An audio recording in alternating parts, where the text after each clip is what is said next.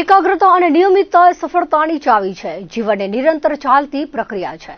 સમય અને સંજોગો અલગ અલગ કસોટી કરે છે, પણ શાંત ચિત્ત અને એકાગ્રતા દરેક કઠિન કસોટીને સફળતાપૂર્વક પાર પાડવામાં સહાયક બને છે. ત્યારે બોર્ડ પરીક્ષાનો કાલ્પનિક ભય રાખવા વગર ખૂબ જ શાંતિ અને ધૈર્યપૂર્વક પરીક્ષા આપવાથી ઈચ્છિત પરિણામ અવશ્ય મળે છે. તેઓ આર્ષ અધ્યયન કેન્દ્રના સ્વામી પ્રદીપ્તાનંદજી આજે જિલ્લા મથક ભુજની આર.ડી. વરસાણી શાળાના સંકુલમાં 1500થી વધુ બોર્ડ પરીક્ષાર્થીઓને માર્ગદર્શન આપતા જણાવ્યું હતું. આજે ભુજના જિલ્લા શિક્ષણાધિકારી કચેરી અને આર્ષ અધ્યયન કેન્દ્રના સંયુક્ત ઉપક્રમે પરીક્ષા એક મહોત્સવ કાર્યક્રમનું આયોજન કરાયું હતું, જેમાં આર્ષ અધ્યયન કેન્દ્રના પ્રદીપ્તાનંદજીએ બોર્ડ પરીક્ષાર્થીઓને પ્રેરક માર્ગદર્શન આપ્યું હતું. આ ઉપરાંત તેમણે બોર્ડ પરીક્ષાર્થીઓ સાથેના પ્રશ્નોત્તરી સમયમાં વિદ્યાર્થીઓને મૂંઝવતા પ્રશ્નો અને શંકાઓનું સમાધાન કરાવ્યું હતું. બોર્ડ પરીક્ષાને જીવનનો એક પડાવ માની ભયમુક્ત રહી પરીક્ષા આપવા સમજ આપી હતી. કાર્યક્રમના પ્રારંભે પી.જી. ઝાલાએ ઉપસ્થિત મહાનુભાવો, વાલીઓ અને વિદ્યાર્થીઓનું શાબ્દિક સ્વાગત કર્યું હતું. મહાનુભાવોના હસ્તે દીપ પ્રાગટ્ય બાદ સ્વામી પ્રદીપ્તાનંદજી સરસ્વતીની ડોક્યુમેન્ટરીનું પ્રદર્શન છાત્રોએ નિહાળ્યું હતું. સ્વામી પ્રદીપ્તાનંદજીના પ્રેરણાદાયક વક્તવ્ય બાદ પ્રશ્નોત્તરીનું આયોજન કરાયું હતું.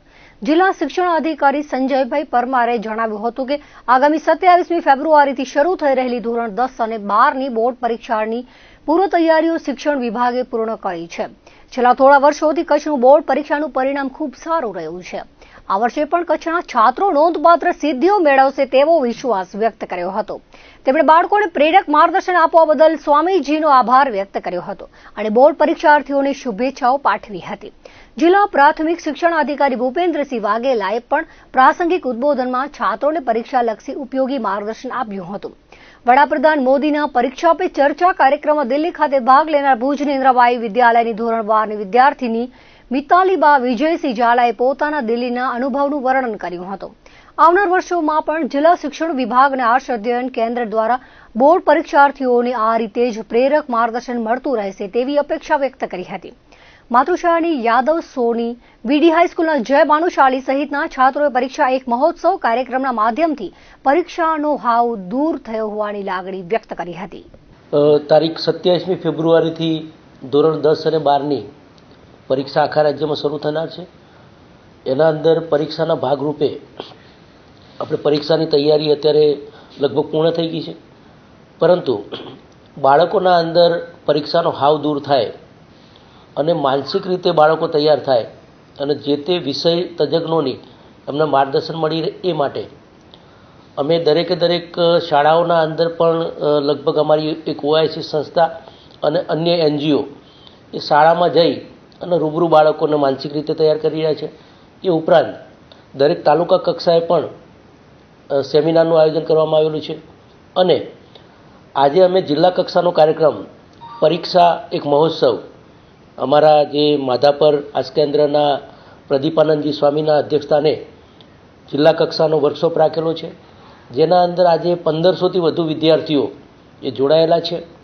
એની સાથે અમારી જિલ્લા શિક્ષણાધિકારી કચેરીની અમે યુટ્યુબ ચેનલ ઈ લર્નિંગ શરૂ કરેલી છે. એ ઈ લર્નિંગ ચેનલના અંદર દરેકે દરેક દરરોજના વિષય તજજ્ઞોના વિડીયો અપલોડ થાય છે. એ ઈ લર્નિંગ ચેનલના મારફતે પણ આજે જિલ્લાની તમામ શાળાઓના અંદર લાઈવ આ કાર્યક્રમ જોવા માટે પણ અમારી સૂચના હતી. એ પ્રમાણે એ બાળકો પણ કાર્યક્રમ જોઈ રહ્યા છે. ખાસ કરીને આ કાર્યક્રમના અંદર જે હમણાં જીનું પરિણામ જાહેર થયું એના અંદર કચ્છનું આપણું ગૌરવ કહેવાય કે કચ્છના અંદર ટોપર જે 90% પણ વધુ એવા 12 વિદ્યાર્થીઓ જે હતા એનું પણ સન્માન આ તબક્કે રાખવામાં આવેલું હતું. અને બાળકો અત્યારે હાલ એ પરીક્ષાની ખૂબ સારી આપણી જિલ્લાની તૈયારી છે અને ખૂબ સુંદર માહોલના અંદર એ વિદ્યાર્થીઓ પરીક્ષા આપશે. આજે માતૃશ્રી આર.ડી. વરસાણી વિદ્યાલય ખાતે જિલ્લા શિક્ષણ અધિકારીની કચેરી તથા આર્ષ અધ્યયન કેન્દ્ર દ્વારા એક પરીક્ષા એક મહોત્સવ એ બિરુદનું એક કાર્યક્રમ યોજવામાં આવ્યો હતો, જેમાં હું પણ સહભાગી બની છું અને મને મારા પરીક્ષા પે ચર્ચા દિલ્હીના અનુભવો વ્યક્ત કરવાની પણ સુવર્ણ તક અહીં પ્રાપ્ત થઈ છે. અને મુખ્ય વક્તા શ્રી પ્રદીપ્તાનંદ દયાનંદ સ્વામી દ્વારા સચોટ માર્ગદર્શન પૂરું પાડવામાં આવ્યું છે કે ધોરણ 10 અને 12ના વિદ્યાર્થીઓ બોર્ડની પરીક્ષા આપતી વખતે એકદમ નિર્ભય રહે અને પોતાની મૌલિકતા છે એ પણ પ્રશ્નપત્રમાં રજૂ થાય અને અસમંજસમાં જે મુકાય છે. અને ઘણીવાર એવા પણ બનાવો બને છે કે એમ્બ્યુલન્સ પણ હાજર રાખવી પડે છે અને તાત્કાલિક ધોરણે સારવાર આપવી પડે છે. તો એ જે આંકડો છે એ ઓછો થાય અને કઈ રીતે ન માત્ર કે એક બોર્ડની એક્ઝામ પરંતુ લાઈફની જે એક્ઝામ છે એમાં પણ આપણે નેતૃત્વ કરી શકીએ એવું માર્ગદર્શન પૂરું પાડવામાં આવ્યું છે, જેના માટે હું આભારી રહીશ અને એવી આશા પણ રાખીશ કે ભવિષ્યમાં પણ કચ્છના વિદ્યાર્થીઓને આવું જ પ્રોત્સાહન અને પ્રેરણા મળતી રહે અને આ શિક્ષણની ધૂણી અખંડ ધસમસતી રહે. અત્યારે આ કાર્યક્રમ રાખવામાં આવ્યું છે જેનામાં સ્વામી પ્રદીપ્તાનંદજી અમને સમજાવ્યું કે પરીક્ષા એ તમને કોઈ ચિંતા વગર કોઈ ટેન્શન વગર કેવી રીતે આપવી. એનામાં એ શીખવા મળ્યું કે પરીક્ષા એક મહોત્સવ છે આપણા માટે. આરડી વરસાણી માં અમે શ્રી પ્રદીપ્તાનંદ મહારાજજીનું પરીક્ષા પે ચર્ચાની કાર્યક્રમમાં આવેલા છીએ અને અમારી પરીક્ષા પરની જેટલી પણ બીકો છે અને પરીક્ષાની જેટલી પણ મૂંઝવણો છે એ પ્રદીપ્તાનંદ સ્વામીજીના ચર્ચાઓથી અને વિચારણાઓથી અમારી પરીક્ષા પે ચર્ચા અને પરીક્ષાની બીકો જે અમને લાગી રહી છે અને વિદ્યાર્થીઓનો જે પરીક્ષાનો ડર છે એ દૂર કરવાનો આ કાર્યક્રમમાં અમને ભાગ લીધો છે. 12 થી 20 ફેબ્રુઆરી દરમિયાન પોરબંદરથી દીવ સુધી ગુજરાત નાવલ યુનિટ એનસીસી દ્વારા સૌરાષ્ટ્ર સમુદ્ર મંથન નૌકાયાન અભિયાન હાથ ધરવામાં આવી રહ્યું છે. આ સાહસિક સમુદ્રી સફરમાં ગુજરાત ડાયરેક્ટરેટના તમામ નેવલ યુનિટના 75 સિનિયર વિભાગના કેડેટ્સ ભાગ લઈ રહ્યા છે. તેઓ કુલ 220 કિલોમીટરનું દરિયાઈ અંતર નૌકામાં કાપશે. Camp commander lieutenant commander Saurabh અવસ્થીએ ગુજરાતમાં નેવલ એનસીસીની વિસ્તૃત પ્રવૃત્તિઓ વિશે સંક્ષિપ્તમાં માહિતી આપીને કાર્યક્રમની શરૂઆત કરી હતી. તેમણે કેડેટ્સની વિવિધ સિદ્ધિઓ અને તાજેતરમાં કેન્દ્ર અને રાજ્ય બંને સ્તરે તેઓને એનાયત થયેલા પુરસ્કારોનો પણ ઉલ્લેખ કર્યો હતો. 12 ફેબ્રુઆરીના રોજ પોરબંદર જેટીથી નૌકા અભિયાનને ફ્લેગ ઓફ કરવામાં આવ્યું હતું. Rear admiral Satish Vasudev, flag officer commanding Gujarat naval area, જેઓ આ પ્રસંગે મુખ્ય મહેમાન રહ્યા હતા.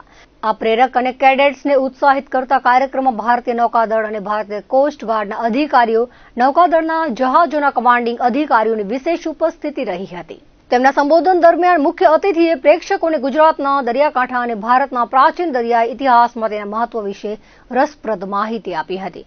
તેમણે કેડેટ્સને દરિયાકાંઠાને સુરક્ષિત રાખવામાં ભારતીય નૌકાદળ અને ભારતીય કોસ્ટ ગાર્ડ દ્વારા ભજવવામાં આવતી ભૂમિકા વિશે પણ માહિતગાર કર્યા હતા. તેમજ તેમને દરિયાઈ અભિયાનમાં સક્રિય રસ લેવા અને નાવિક તરીકેની રોમાંચક અને સાહસિક જીવનશૈલીનો અનુભવ કરવા તથા કારકિર્દીના વિકલ્પ તરીકે સશસ્ત્ર દળોને પસંદ કરવા માટે પણ પ્રેરિત કર્યા હતા. આ અભિયાનમાં 5 ગુજરાત નેવલ યુનિટ એનસીસી ભુજના 5 સિનિયર ડિવિઝનના કેડેટ પણ સમુદ્રી સફરનો હિસ્સો બન્યા છે. રાપર નગરપાલિકાની ચૂંટણી રસપ્રદ બની રહી છે ત્યારે રાપર નગરપાલિકાના વોર્ડ નંબર 4ની એક બેઠક ભાજપે બિનહરીફ મેળવી લીધી છે અને વોર્ડ નંબર 4 અને 7માં એક કોંગ્રેસના ઉમેદવારે ઉમેદવારી પરત ખેંચી લીધી હતી. વોર્ડ નંબર 4ના કોંગ્રેસના ઉમેદવાર જાગૃતિબેન મુકેશપુરી ગોસ્વામી અને રાજેશ વાવ ડોડિયાએ ભાજપના ઉમેદવારને માજી ગૃહમંત્રી અને પ્રદેશ ભાજપના ઉપાધ્યક્ષ ગોરધન ઝડફિયાની હાજરીમાં ભાજપના ઉમેદવારને ટેકો જાહેર કરી કેસરિયા ખેસ ધારણ કર્યો હતો. કોંગ્રેસના ધારાસભ્ય ગ્યાસુદ્દીન શેખે વિવાદાસ્પદ નિવેદન આપ્યું હતું, જેના લીધે કોંગ્રેસ માટે નગરપાલિકા જીતવી કઠિન થઈ છે. કોંગ્રેસના ઉમેદવારોએ ભાજપના ઉમેદવારોને ટેકો જાહેર કર્યો હતો. કોંગ્રેસ માટે હવે નગરપાલિકાની ચૂંટણી યોજાઈ રહી છે ત્યારે હવે આગામી દિવસોમાં કોંગ્રેસના વધુ 4 જેટલા ઉમેદવારો ભાજપને ટેકો આપે તેવી શક્યતા છે. ભચાઉની જેમ કોંગ્રેસ રાપર નગરપાલિકા ગુમાવી દે તેવી શક્યતા છે.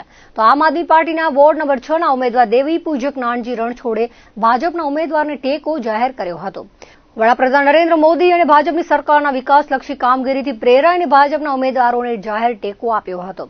આમ કોંગ્રેસ બાદ હવે આમ આદમી પાર્ટીના ઉમેદવારે ભાજપના ઉમેદવારને ટેકો જાહેર કરતા રાજકીય હલચલ મચી ગઈ હતી.